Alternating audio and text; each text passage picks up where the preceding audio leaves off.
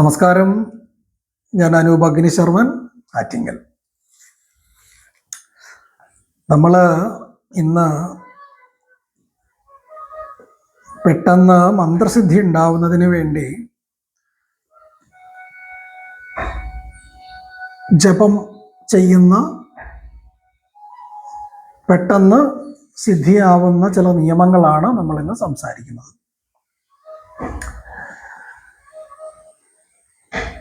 നമ്മൾ ഒരു ദീക്ഷ എടുക്കുമ്പോൾ, ഒരു ജപം നമ്മൾ ചെയ്യുമ്പോൾ,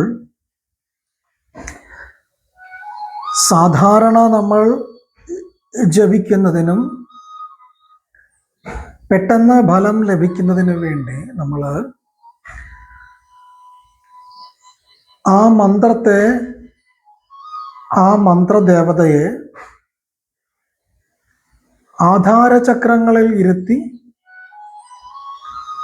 ആ ആധാരചക്രം പത്മമായി കണ്ട് ആ പത്മത്തിലേക്ക് നമ്മളുടെ ഇഷ്ടദേവത, നമ്മൾ ആരാധിക്കുന്ന ആ ദേവതയെ അവിടെ ഇരിക്കുന്നതായും ആ ചക്രങ്ങളിൽ ആ ദേവത കുടികൊള്ളുന്നതായും വിഭാവന ചെയ്ത് മന്ത്രം ജപിക്കാൻ തുടങ്ങിയാൽ ആ മന്ത്രദേവത ശക്തി നമ്മളുടെ ശരീരത്തിലും നമ്മളുടെ മനസ്സിലും നമ്മളുടെ ചിന്തയിലും നമ്മളുടെ പ്രവൃത്തിയിലും നമ്മളുടെ 5 മയ കോശങ്ങളിലും ഈ ദേവതാശക്തി നിലനിൽക്കപ്പെടും. അപ്പോൾ കേവലം നമ്മൾ ജപിക്കുന്നതിനുപരി നമ്മളുടെ ചക്രങ്ങളിൽ ആ ദേവതയെ വിഭാവന ചെയ്ത് ജപിച്ചാൽ സിദ്ധികൾ പെട്ടെന്ന് ലഭിക്കുവാൻ സാഹചര്യമിടയാകും. അതുകൊണ്ടാണ് കുണ്ടലിനി യോഗികൾ പെട്ടെന്ന് സിദ്ധി അവർക്ക് ലഭിക്കുവാനായി ഇടയാവുന്നത്. അപ്പോൾ ഇവിടെ നമ്മളുടെ ഗുരു മന്ത്രജപം ലഭിക്കുന്നതിന് വേണ്ടി നമുക്ക് പറഞ്ഞു തന്ന വിധികളിൽ അതിൻ്റെ ഒരു ചെറിയ ഭാഗം ഞാൻ പറഞ്ഞു തരാം.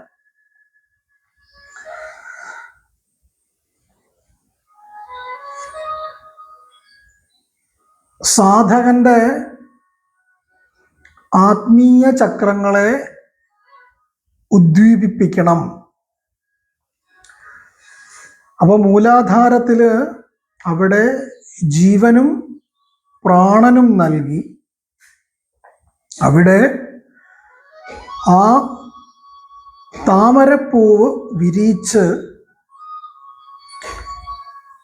അവിടെ മന്ത്രദേവതയെ ധ്യാനത്തിൽ കാണുന്ന വിധം സ്ഥാപിക്കണം. അവിടെ പ്രാണപ്രതിഷ്ഠ ചെയ്ത് അവിടെ ധൂപ ദീപ ജല ചന്ദനാദികളെ കൊണ്ട് പൂജിക്കുന്നതായും നിവേദ്യങ്ങൾ സമർപ്പിക്കുന്നതായും ആ ദേവത അവിടെ സന്തോഷമായി ഇരിക്കുന്നതായും വിഭാവന ചെയ്ത് ദേവതയുടെ മന്ത്രം ജപിക്കണം.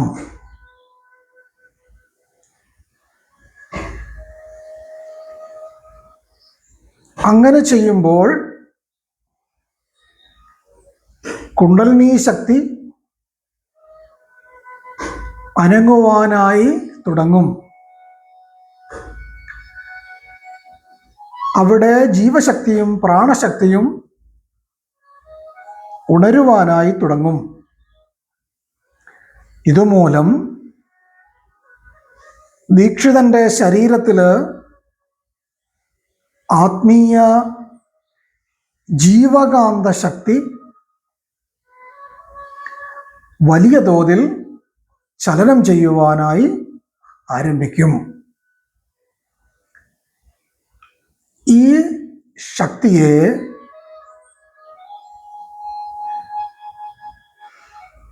വാശീയോഗത്താൽ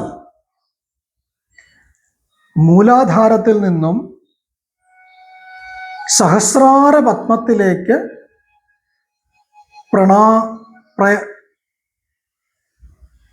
പ്രാണായാമം ചെയ്യിക്കുന്നതോടുകൂടി ദീക്ഷിതന്റെ ശിരസിലും തലച്ചോറിലും പഞ്ച ഇന്ദ്രിയങ്ങളിലും ആന്തരിക അവയവങ്ങളിലും ദേഹം മുഴുവനും അത്ഭുതകരമായ ശക്തി, അതീന്ദ്രിയ ശക്തി ഉണ്ടാവുകയും ആ ശക്തി നിറഞ്ഞൊഴുകുന്നതായും ആ ആനന്ദം അറിയുവാനും സാധിക്കും.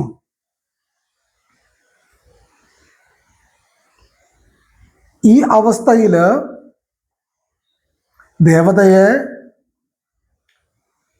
മൂലാധാരത്ത് സ്ഥാപിച്ച് മനസ്സിൽ ദേവതാബിംബത്തെ ധ്യാനിച്ച് മന്ത്രം ജപിച്ച് കണ്ണടച്ചിരുന്നു ജപിക്കണം. പറഞ്ഞറിയിക്കാനാവാത്ത വിധത്തിലുള്ള അതീന്ദ്രിയ ശക്തികൾ ഉത്ഭവിച്ച് ദീക്ഷിതനെ തന്നെ വളരെ വേഗത്തിൽ ദേവതയോട് അടുപ്പിക്കും. കുംഭകം ചെയ്തും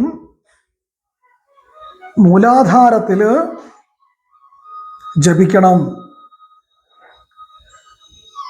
അതീന്ദ്രിയ ശക്തികൾ ഉൽപ്പാദിപ്പിക്കുവാൻ കഴിവില്ലാത്ത മന്ത്രദീക്ഷ കൊണ്ട് 10 വർഷം പരിശ്രമിച്ചാലും കോടി ജപിച്ചാലും ഫലമൊന്നും ഉണ്ടാവുകയില്ല. എന്നാൽ ഈ രീതി തുടർന്നാൽ പെട്ടെന്ന് സാധകൻ മന്ത്രസിദ്ധി ലഭിക്കുകയും ആ ആനന്ദം കൈവരിക്കുവാനായി സാധിക്കുകയും ചെയ്യും. താന്ത്രിക ശക്തി കൈകളിൽ വരുത്തി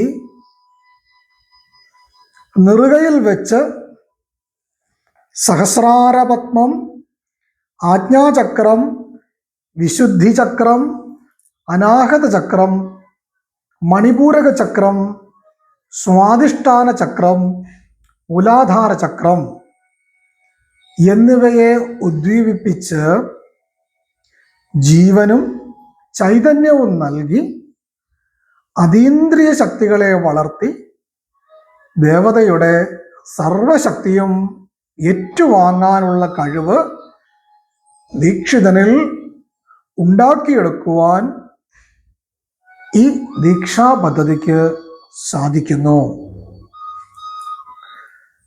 ദീക്ഷിതന് മറ്റ് ശബ്ദങ്ങളിൽ നിന്നെല്ലാം അകന്നിരുന്ന്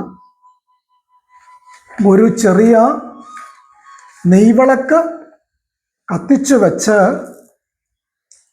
ഏകാന്തമായി ഹൃദയാദി ന്യാസങ്ങൾക്കും പ്രാണായാമങ്ങൾക്കെല്ലാം ശേഷം കണ്ണടച്ച് മൂലാധാരത്തിൽ ഗുരു ദീക്ഷ ചെയ്ത ദേവതയെ ധ്യാനിച്ച് മൗനമായി മന്ത്രം ജപിച്ചുകൊണ്ടിരിക്കണം.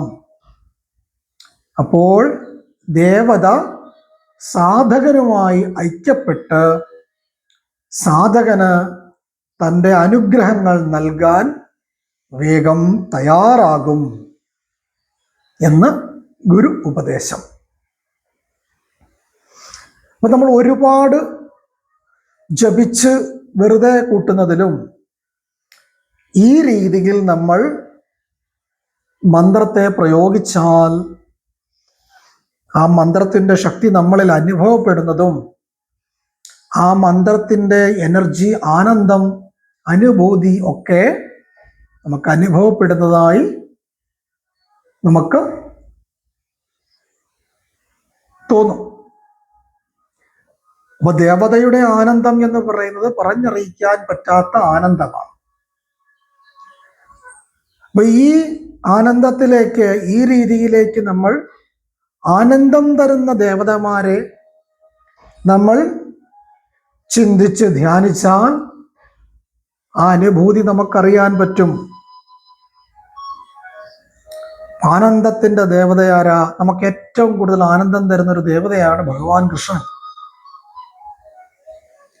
ഭഗവാൻ കൃഷ്ണനെ ഈ ആധാരങ്ങളിലേക്ക് കൊണ്ടുവന്ന് നമ്മൾ ജപിച്ചാൽ പറഞ്ഞറിയിക്കാനാവാത്ത ആനന്ദവും അനുഭൂതിയും നമുക്ക് അനുഭവത്തിൽ വരുന്നത്